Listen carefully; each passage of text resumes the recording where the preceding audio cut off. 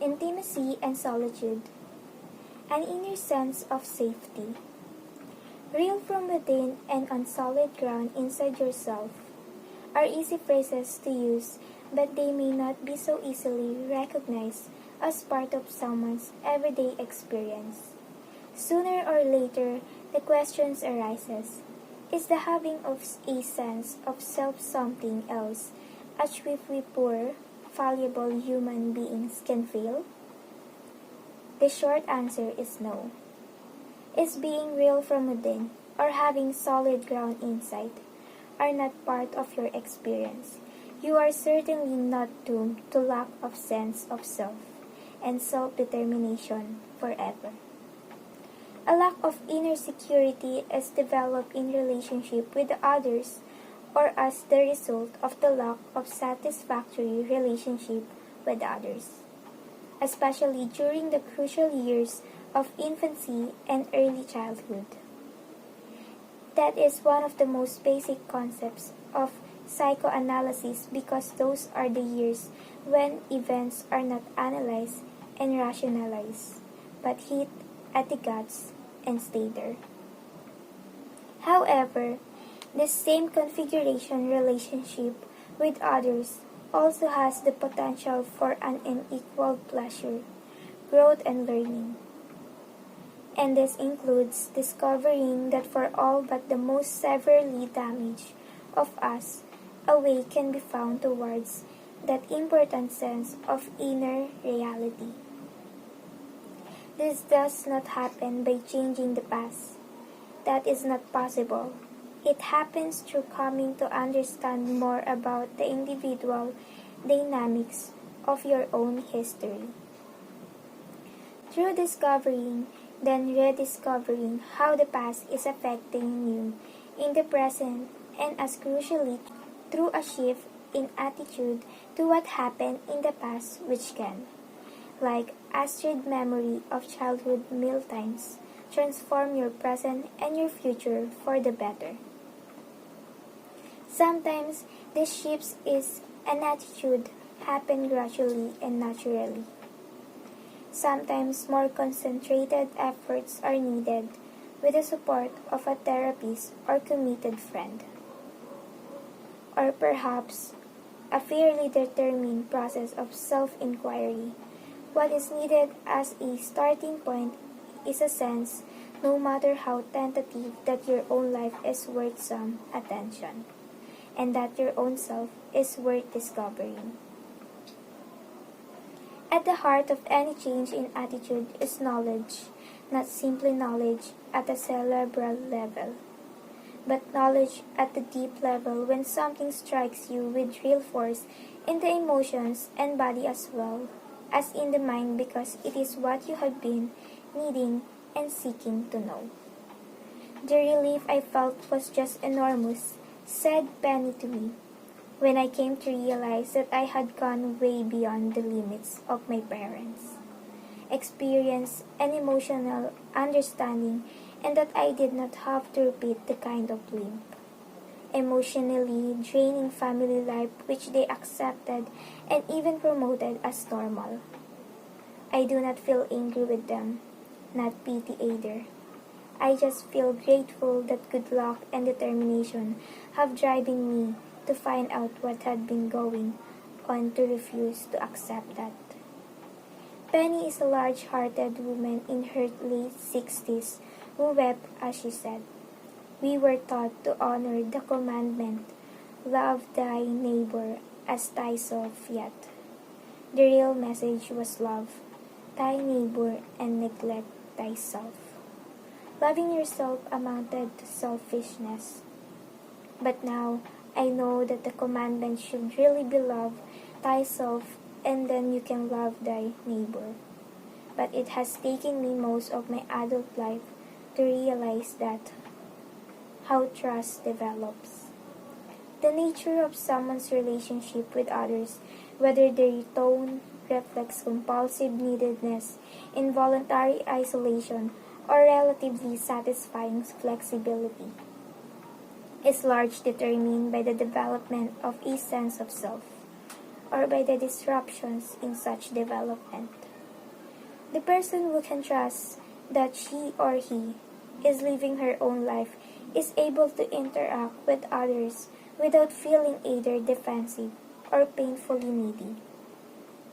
The person who feels real inside can be alone without fearing that she or he will cease to exist, either in her own mind or in the minds of the people. She knows that when she is not with the people she loves, she can still be held by them and is real in their thoughts. She knows too that when she is alone, she is not alone with no one, but is alone with her own imagination, thoughts and feelings, experiences and memories.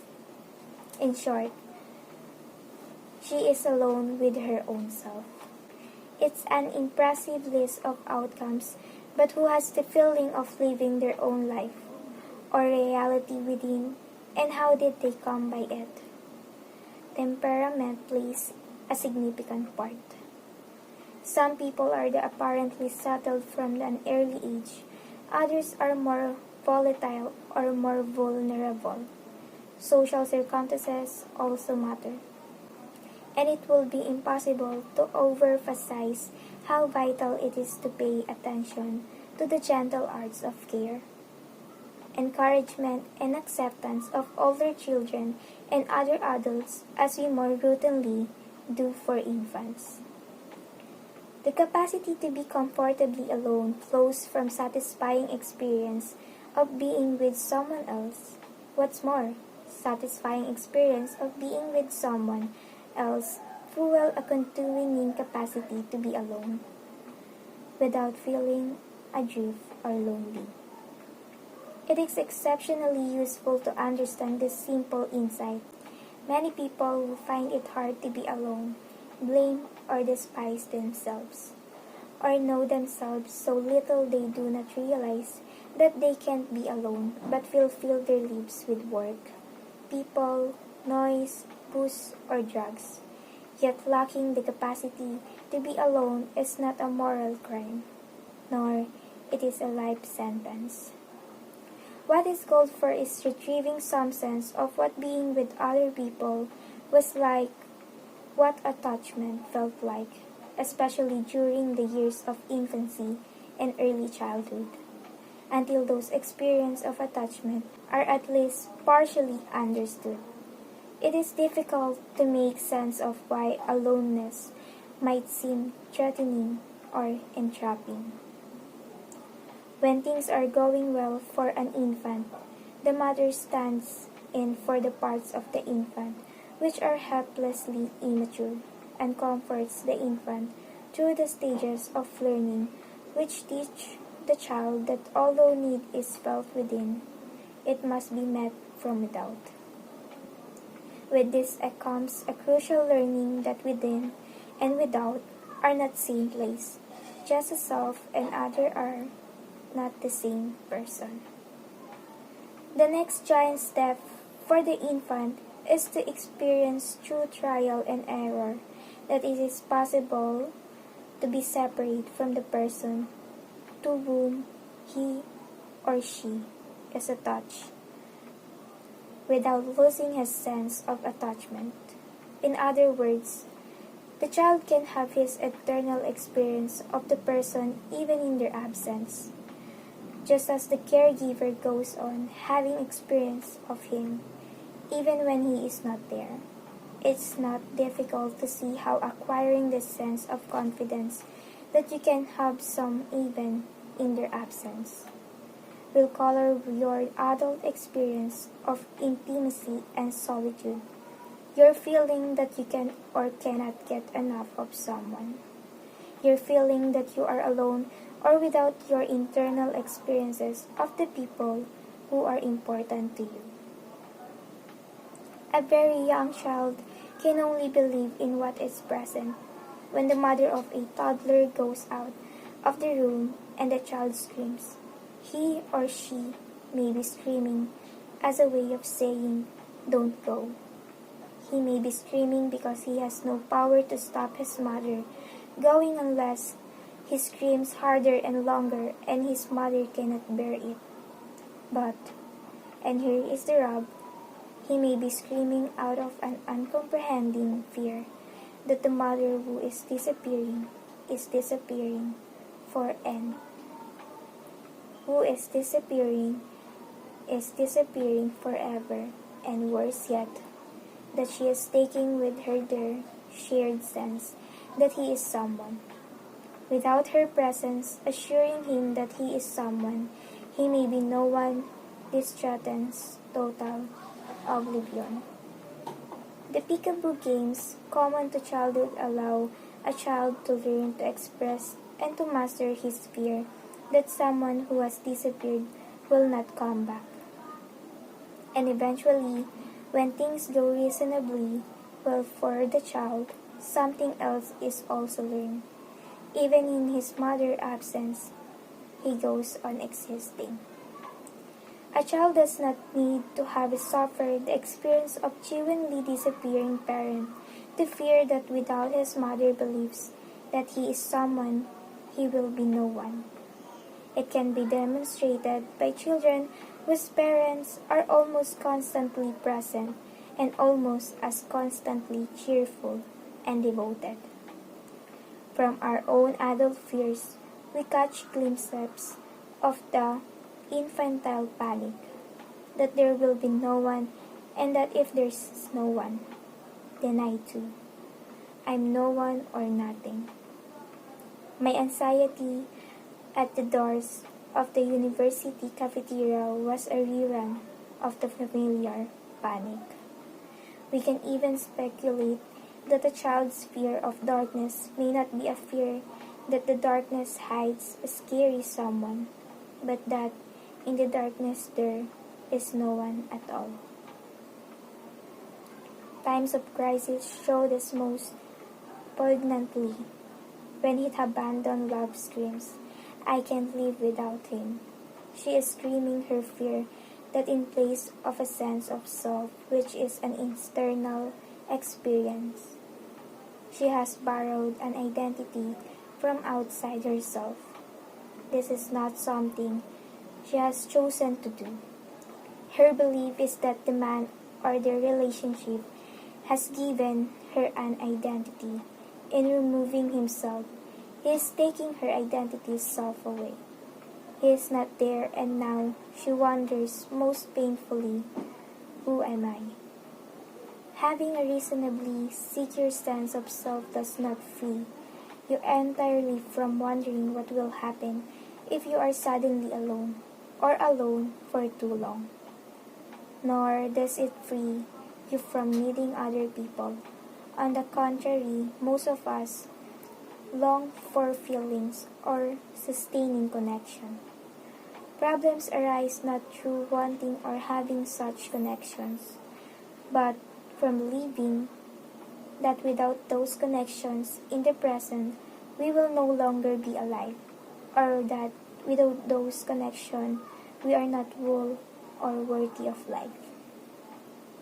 The infant's inner or psychic development is just as phenomenal as his or her more obvious physical strides. Before the first year of life is over, the child who has begun life as fully dependent is already beginning to develop a capacity for concern for others that will eventually lead to empathy and intimacy. At only 18 months old, a child is capable of creating separate image of mother and child, enabling the childhood who has received good enough care to call up an image of his mother in her absence, so that if his mother is not away for too long,